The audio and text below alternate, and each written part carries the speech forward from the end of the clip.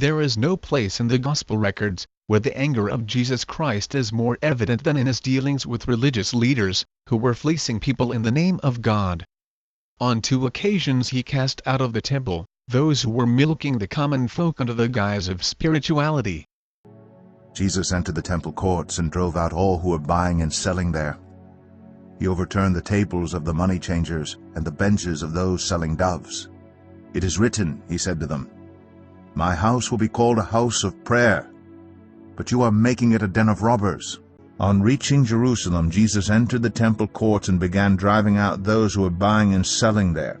He overturned the tables of the money changers and the benches of those selling doves, and would not allow anyone to carry merchandise through the temple courts. And as he taught them, he said, "Is it not written, My house will be called a house of prayer for all nations, but you have made it a den of robbers."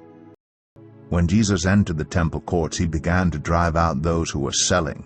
"It is written," he said to them, "My house will be a house of prayer, but you have made it a den of robbers."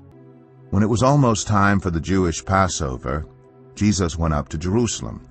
In the temple courts he found people selling cattle, sheep, and doves, and others sitting at tables exchanging money. So he made a whip out of cords and drove all from the temple courts, both sheep and cattle. He scattered the coins of the money changers and overturned their tables.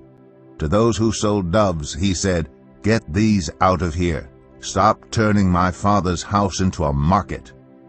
His disciples remembered that it is written, "Zeal for your house will consume me."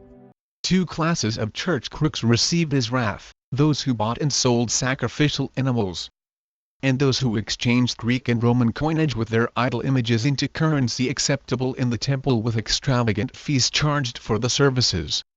William Barclay observed that it was a rampant and shameless injustice. And what was worse, it was being done in the name of religion. The acquisition of extravagant wealth under the guise of ministering on behalf of Christ has become a smear upon the Christian image in this nation. And there is no reason to believe that the abuse will subside. If one may be permitted to borrow some of Paul's phraseology, the love of money is a root of all kinds of evil, which some clerics, reaching for, have perverted the faith, and, eventually, will be pierced through with many sorrows.